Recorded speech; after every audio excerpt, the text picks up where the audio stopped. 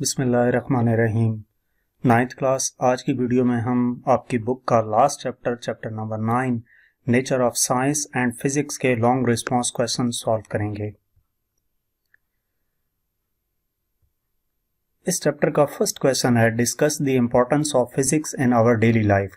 Daily life में physics की importance को डिस्कस करना है। तो इस क्वेश्चन में ये ऐसा क्वेश्चन है जिसका आंसर आप बिना याद किए अपने पास से भी लिख सकते हैं। सिर्फ आपने इर्द गिर्द नज़र दौड़ानी है। टेक्नोलॉजी के साथ साथ जिन चीज़ों में एडवांसमेंट होती जा रही है और नई चीज़ें दरियाफ्त होती जा रही हैं, उन तमाम चीज़ों के बारे में आप इस क्वेश्चन में जिक्र कर सकते हैं। तो इसका हम आंसर देखते हैं। डेली लाइफ में फ़िज़िक्स बहुत ज़्यादा इम्पॉर्टेंट है। कोई भी ऐसी चीज़ नहीं है जहाँ पर फिज़िक्स इम्प्लीमेंट ना हो रही हो, वहाँ पर कोई लॉ इम्प्लीमेंट ना हो रहा हो। तो इस दुनिया के अंदर इवन के यूनिवर्स में किसी भी ऑब्जेक्ट को समझने के लिए हमें फिजिक्स की ज़रूरत पड़ती है। फिजिक्स एक काफ़ी इंपॉर्टेंट रोल प्ले करती है डेली लाइफ में।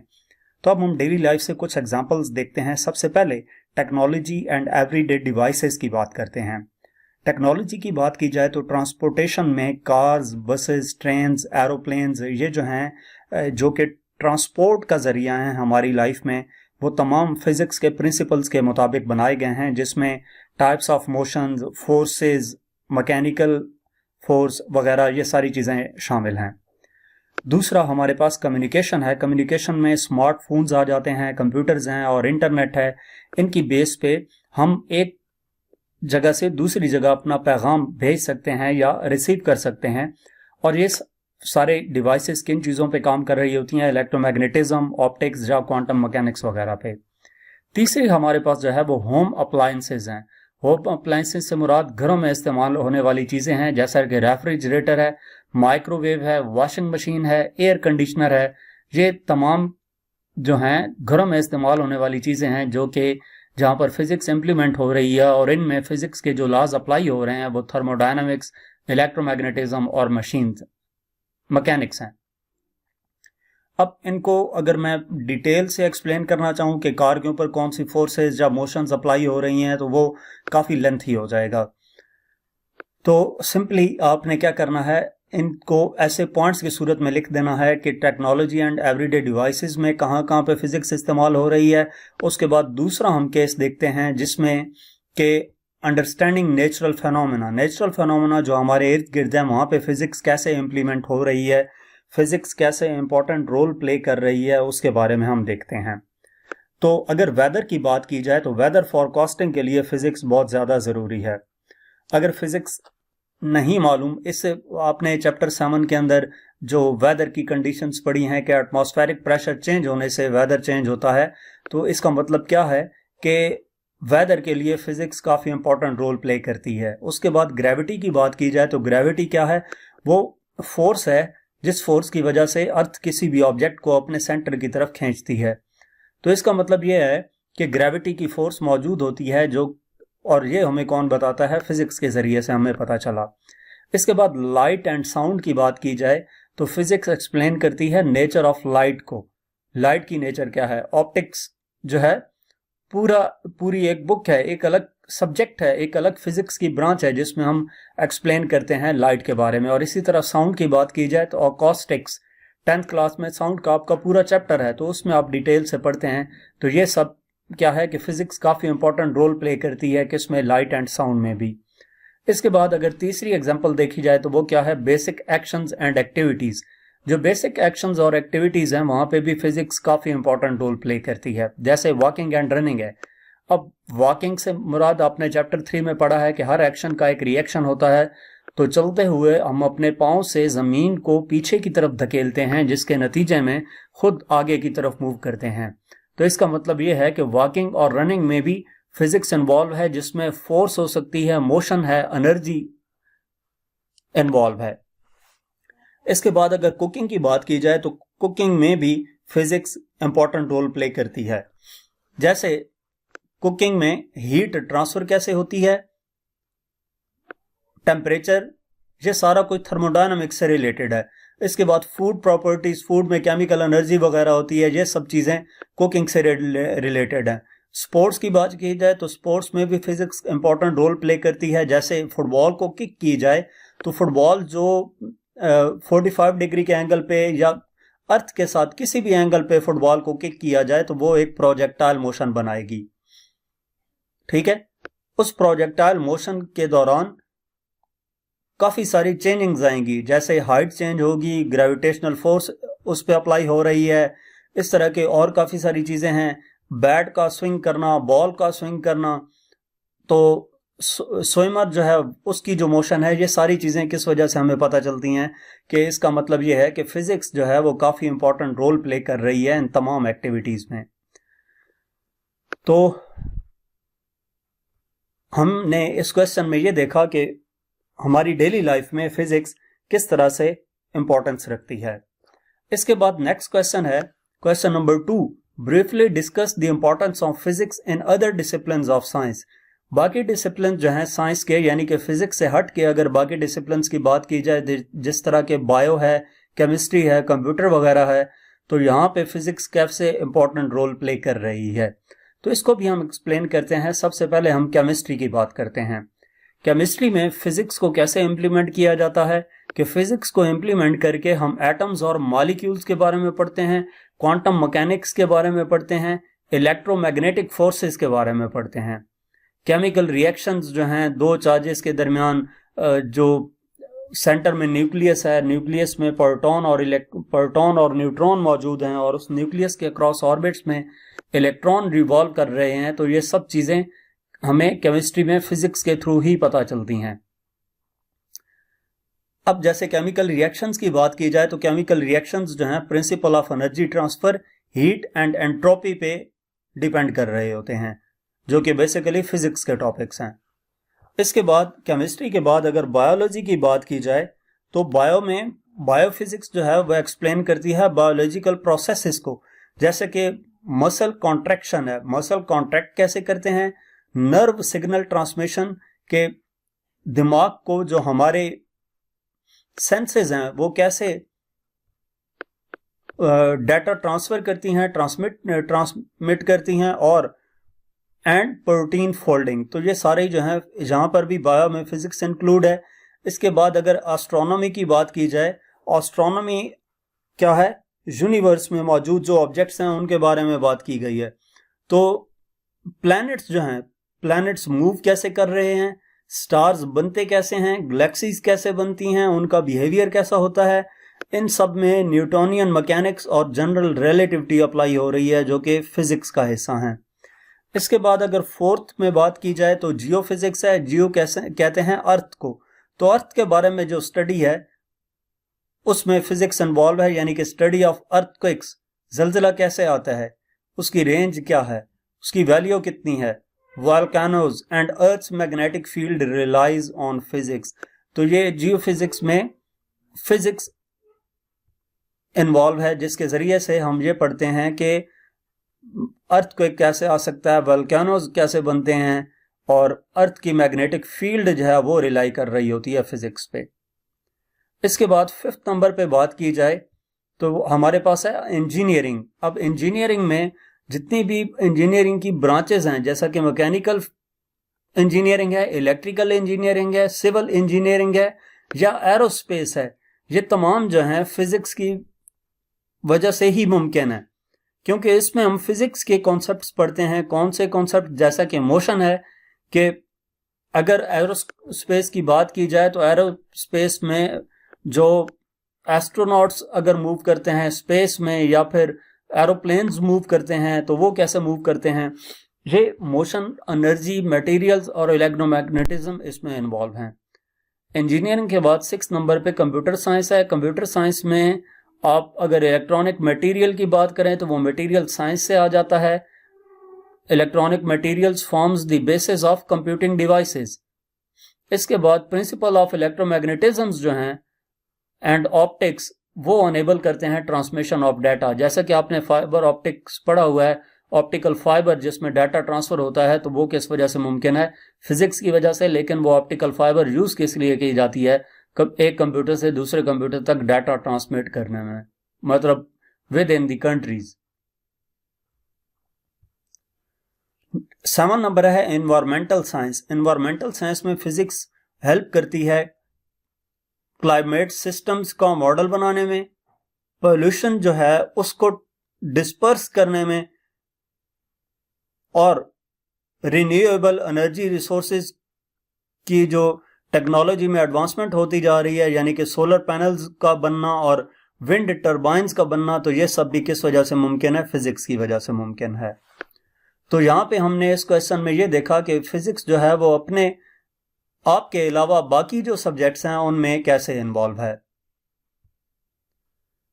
इसके बाद हमारे पास है question number 3, differentiate the term science, technology and engineering with suitable examples. Science, technology और इंजीनियरिंग को सुटेबल एग्जांपल्स की मदद से एक्सप्लेन करना है। तो अगर साइंस की बात की जाए तो साइंस फोकस करती है कि नेचुरल वर्ल्ड को समझना है, किस जरिए से? ऑब्जर्वेशंस, एक्सपेरिमेंट्स एंड एनालिसिस, यानी कि चीजों को पहले ऑब्जर्व करना है, अपने इर्द गिर्द नेचुरल वर्ल्ड में कोई भी चीज कैसे हो रही है उसको ऑब्जर्व करना है, फिर उस पर एक्सपेरिमेंट करना है और फिर एनालिसिस करना है। जैसे कि अगर बात की जाए कि मैं आपको एक एग्जांपल देता हूं इससे रिलेटेड, कि बाइक को आप चलता हुए देखते हैं तो आपने ये देखा कि जब स्पीड ब्रेकर आता है तो राइट फुट जो है वो बाइकर नीचे की तरफ प्रेस करता है, जिससे जो बाइक है वो उसकी स्पीड स्लो हो जाती है। आपने जब बाइक लिया तो तब क्या किया? आपने वही जो ऑब्जर्व की थी बात, अब एक्सपेरिमेंट किया, उसका सेकंड फेज आ गया, ऑब्जर्वेशन के बाद एक्सपेरिमेंट। तो जब आपने एक्सपेरिमेंट किया, स्पीड ब्रेकर के पास पहुंचकर जब आपने राइट फुट को डाउनवर्ड प्रेस किया तो वहां पे ब्रेक थी, ब्रेक अप्लाई होने से बाइक की स्पीड स्लो हो गई। तो 3-4 बार करने के बाद आपने एनालिसिस किया उसका, कि क्या किया कि वहां पर ब्रेक मौजूद होती है, ब्रेक जब भी अप्लाई करेंगे तो बाइक की जो स्पीड है वो स्लो हो जाएगी। गोल क्या होता है साइंस में? टू डिस्कवर, यानी कि साइंस का गोल क्या है, साइंस का मकसद क्या है? To discover new knowledge and develop theories that explain how the universe works. Discover करना है न्यू नॉलेज को और डेवलप करनी है थ्योरीज जिनके जरिए से ये एक्सप्लेन किया जा सके कि यूनिवर्स वर्क कैसे करती है। इसकी एग्जांपल अगर देखें साइंस से रिलेटेड, तो physicist studying the behaviour of sub atomic particles in a particle accelerator, कि एक फिजिस्ट अगर सब एटॉमिक पार्टिकल्स का बिहेवियर स्टडी कर रहा है पार्टिकल एक्सेलरेटर में, तो ये क्या है? साइंस है। इसी तरह एक बायोलॉजिस्ट जो है वो इन्वेस्टिगेट करता है genetics basis of a disease. Next, science के बाद टेक्नोलॉजी की बात करते हैं। तो टेक्नोलॉजी का मेन फोकस क्या है? Applying scientific knowledge to create tools, processes and solutions that address practical needs and problems, कि साइंटिफिक नॉलेज जो हमने साइंस में पढ़ा है उसको इस्तेमाल करते हुए टूल्स बनाए जाएं, इंस्ट्रूमेंट्स बनाए जाएं, डिवाइसेस बनाए जाएं, जो कि क्या करें? डेली लाइफ में हमें जो प्रैक्टिकल में प्रॉब्लम्स का सामना करना पड़ता है उन प्रॉब्लम्स को दूर कर सकें। ठीक है, जिस तरह के आपको सिंपल बताते हैं कि कार जो है, कार धुआं छोड़ती है, अगर ऐसी मशीन बनाई जाए जो कि धुआं ना छोड़ती हो, तो साइंस अप्लाई करके इसको हम क्या करें? कोई ऐसी कार बना लें जो धुआं ना छोड़े, जिससे एनवायरमेंटल पोल्यूशन ना हो। तो ये किस में आएगा? टेक्नोलॉजी में आएगा। अब टेक्नोलॉजी का गोल क्या है? To develop useful products and systems that improve human lives and society, के यूजफुल प्रोडक्ट्स बनाना और ऐसे सिस्टम बनाना जो कि ह्यूमन लाइव्स के लिए, ह्यूमन लाइफ को इंप्रूव कर ले और सोसाइटी में पॉजिटिव चेंजिंग लाए।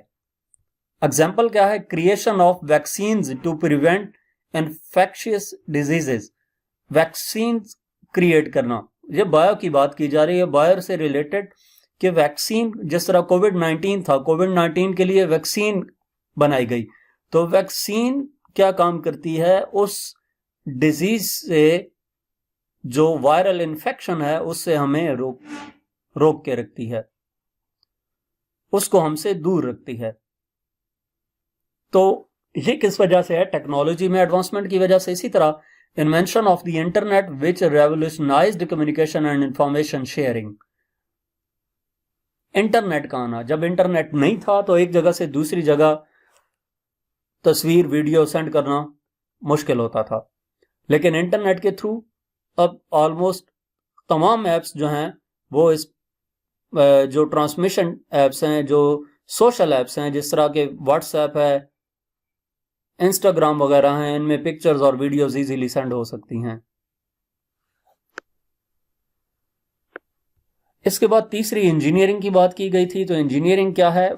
इंजीनियरिंग का फोकस क्या है? Designing, building and maintaining structures, machines and systems using scientific and mathematical principles. Science और मैथ्स के प्रिंसिपल्स अप्लाई करके क्या किया जाए? डिजाइन किया जाए, बिल्ड किया जाए, मेंटेन करके रखा जाए स्ट्रक्चर्स को, मशीन्स को। यानी कि जो ऑलरेडी चीजें मौजूद हैं, कुछ इंजीनियरिंग और टेक्नोलॉजी में क्या डिफरेंस है? टेक्नोलॉजी ये है कि कोई नई चीज बनाई जाए, और इंजीनियरिंग में बेशक नई चीज बनाई जाएगी लेकिन कोई प्रॉपर न्यू लॉ नहीं होगा, लॉ पुराने वाले अप्लाई किए जाएंगे। टेक्नोलॉजी में भी लॉ पुराने ही अप्लाई किए जाते हैं, लेकिन टेक्नोलॉजी और इंजीनियरिंग की आप मेन फोकस पे फोकस करें तो आपको जो बेसिक डेफिनेशन है उस पे फोकस करें तो आपको इजीली समझ आ जाएगा। अब इंजीनियरिंग का गोल क्या है? To solve specific problems and meet defined needs within constraints like cost, safety and environmental impact. Specific problems को सॉल्व करना और जो जरूरत हो उसके मुताबिक काम करना, उसमें कॉस्ट, सेफ्टी और एनवायरमेंटल इंपैक्ट शामिल हैं। अब इसके एग्जांपल देखते हैं जिसकी मदद से आपको मजीद क्लियर हो जाएगा इंजीनियरिंग से रिलेटेड के civil engineers designing and constructing bridges and buildings. जो सिविल इंजीनियर्स हैं वो क्या करते हैं? डिजाइन करते हैं, कंस्ट्रक्ट करते हैं ब्रिजेस एंड बिल्डिंग्स को। बड़ी बड़ी बिल्डिंग्स और ब्रिजिंग्स और फ्लाईओवर्स वगैरह जो आपको नजर आते हैं, ये सब किस वजह से है? सिविल इंजीनियरिंग की वजह से है। इसके बाद इलेक्ट्रिकल इंजीनियरिंग जो है वो इलेक्ट्रिकल सर्किट्स डिजाइन करते हैं, पावर सिस्टम्स डिजाइन करते हैं और इनको डेवलप करते हैं। नेक्स्ट इस चैप्टर का लास्ट क्वेश्चन है, question number 4। Explain the terms hypothesis, theory and law with examples. Hypothesis, theory और लॉ को एक्सप्लेन करना है एग्जांपल्स के साथ। तो सबसे पहले हम किस चीज की बात करते हैं? हाइपोथेसिस की बात करते हैं। पहली बात यह है कि ये तीनों हाइपोथेसिस, थ्योरी और लॉ जो हैं वो डिफरेंट स्टेजेस हैं नेचुरल फिनोमेना के। हर एक का यूनिक पर्पस है साइंटिफिक इंक्वायरी में। तो सबसे पहले हम हाइपोथेसिस की बात करते हैं। हाइपोथेसिस क्या है? Hypothesis is an initial idea और prediction that is tested through experiments. Hypothesis क्या है? इनिशियल आइडिया या प्रिडिक्शन है जो कि टेस्ट की जाती है एक्सपेरिमेंट्स की मदद से। यानी कि इसको हाइपोथेसिस इनिशियल आइडिया या प्रिडिक्शन है जिसको एक्सपेरिमेंट्स के थ्रू टेस्ट किया जाता है। हाइपोथेसिस बेस कर रही होती है ऑब्जर्वेशंस या प्रियोर नॉलेज पे। Must be testable through experimentation और ऑब्जर्वेशन कैन बी सपोर्टेड और डिसप्रूवन। हाइपोथेसिस बेस्ड ऑन ऑब्जर्वेशंस और प्रियर नॉलेज, ऑब्जर्वेशंस पे डिपेंड कर रहा होता है हाइपोथेसिस या प्रियर नॉलेज पे। Must be testable through experimentation, इसको एक्सपेरिमेंट करके टेस्ट किया जाता है एक्सपेरिमेंट के जरिए से भी या ऑब्जर्वेशंस के जरिए से भी। कैन बी सपोर्टेड और डिसप्रूवन, कि उसको सपोर्ट भी किया जा सकता है फिर उस हाइपोथेसिस को, या फिर उसको डिसप्रूवन यानी कि रिजेक्ट भी किया जा सकता है। हाइपोथेसिस क्या है? मफरूजा, यानी कि एक ज़हन में एक ख्याल बना लेना कि चीजों को देख देख के या एक्सपेरिमेंट कर करके कि ऐसा हो सकता है या नहीं। इज एन इनिशियल आइडिया और prediction that is tested through experiment. उसको एक जो ख्याल ज़हन में बनाया जाए उसको फिर एक्सपेरिमेंटली देखा भी जाए कि वाकई ऐसा होता है या नहीं। इसको एग्जाम्पल की मदद से देखते हैं। एग्जाम्पल की मदद से आपको मजीद क्लैरिफाई हो जाएगा कि हाइपोथेसिस क्या होता है। एग्जाम्पल क्या है? If plants receive more sunlight they will grow faster. Hypothesis की एग्जाम्पल है कि अगर जो प्लांट्स हैं वो रिसीव करते हैं ज्यादा सनलाइट तो वो क्या करेंगे? वो ज्यादा जल्दी बड़े होंगे। दूसरी एग्जाम्पल क्या है? Water boils at a lower temperature at higher altitudes due to decreased air pressure, कि वाटर जो है वो बॉयल करता है लो टेम्परेचर पे, ज्यादा हाइट पे। क्यों? क्योंकि वहां पर एयर प्रेशर कम हो जाता है। अब इनमें मैं एक को थोड़ा सा एक्सप्लेन कर देता हूं। इस पे क्या कहा है, plants receive more sunlight they will grow faster, कि अगर पौधों को ज्यादा रोशनी मिलेगी तो वो ज्यादा जल्दी बड़े होंगे। ये एक ख्याल हमने हाइपोथेसिस जनरेट किया। अब इसको फिर एक्सपेरिमेंटली हम चेक करेंगे कि अगर हम ज्यादा लाइट देते हैं, ज्यादा सनलाइट में प्लांट्स को रखते हैं, तो क्या वो ज्यादा जल्दी बड़े हो रहे हैं। ये लिखा गया है ना, कैन बी स्पोर्टेड और डिसप्रूवन। अगर वो बड़े होते हैं तो इसका मतलब है स्पोर्टेड, और अगर वो ऐसा नहीं होता, हमारा हाइपोथेसिस रॉन्ग है, तो फिर उसको डिसप्रूवन कर दिया जाता है। तो हाइपोथेसिस कोई 100% करेक्ट नहीं होता, ये एक आइडिया होता है जिसको एक्सपेरिमेंट की बेस पे हम सपोर्ट या डिसप्रूव कर सकते हैं, यानी कि एक्सेप्ट या रिजेक्ट कर सकते हैं। नेक्स्ट हम बात करते हैं थ्योरी की। Theory is a well supported explanation that evolves our time based on evidence. Evidence, proper evidence की बेस पे हम क्या करते हैं, थ्योरी जो है वेल सपोर्टेड एक्सप्लेनेशन है। थ्योरी एक वेल सपोर्टेड एक्सप्लेनेशन है, यानी कि हमने एक्सप्लेन किया है प्रॉपरली किसी बात को, किसी सेंटेंस को, किसी आइडिया को, लेकिन प्रॉपर एविडेंस की बेस पे। Theory explains why and how phenomena occur. Theory क्या एक्सप्लेन करती है कि कोई भी फेनोमेना क्यों और कैसे हो रहा है। Supported by extensive and consistent evidence over time, और इस थ्योरी को सपोर्ट किया जाता है किस तरीके से, प्रॉपर एविडेंस के जरिए से। टाइम के साथ साथ उसके प्रॉपर एविडेंस दिया जाता है उसके बारे में। कैन इवॉल्व और be refined with new evidence but is rarely discarded entirely, कि उसको एविडेंस की बेस पे फिर हम देखते हैं कि जो थ्योरी है वो थ्योरी को प्रॉपरली चेक किया जाता है। ठीक है, चेक करने से क्या मुराद है, चेक करने से यह मुराद है कि हम उस थ्योरी पे जो एविडेंस देखें तो हम ये कहें कि ये थ्योरी, जब एविडेंस उसको दिए जाएंगे तो एविडेंस की बेस पे हम ये चेक कर सकते हैं कि वो थ्योरी एक्सेप्टेबल है या रिजेक्ट कर देनी चाहिए। यानी कि उस थ्योरी में मॉडिफिकेशन भी की जा सकती है कि वो कंप्लीटली करेक्ट है, पार्शली करेक्ट है या कंप्लीटली रॉन्ग है। वो एविडेंस हमें ये बताएंगे। एग्जांपल्स की मदद से देखते हैं कि थ्योरी कैसे हमें एक्सप्लेन करती है। एटॉमिक थ्योरी की बात की जाए तो एटॉमिक थ्योरी एक्सप्लेन करती है composition of matter as being made up of atoms. Atomic theory क्या एक्सप्लेन करती है कि मैटर कैसे बने हैं, एटम से मिलकर बनकर बने हैं। मैटर एटम से मिलकर बना है, तो ये एक थ्योरी है। अब ये जरूरी नहीं है कि ये थ्योरी ठीक भी हो या नहीं, ऑन दी स्पॉट ठीक हो सकती है। जिस तरह आपने फिजिक्स केमिस्ट्री में कुछ ऐसे लॉज पढ़े होंगे कि जो पहले साइंटिस्ट थे उन्होंने कहा कि हाँ ये ठीक है, लेकिन बाद में डिसप्रूवन भी हुए वो, तो वो क्या था, एविडेंस की बेस पे उसको डिसप्रूव किया गया। इसी तरह थ्योरी ऑफ रिलेटिविटी जो है ये एक्सप्लेन करती है relationship between space time and gravity. Space time और ग्रेविटी के दरमियान जो रिलेशनशिप है उसको थ्योरी ऑफ रिलेटिविटी एक्सप्लेन करती है।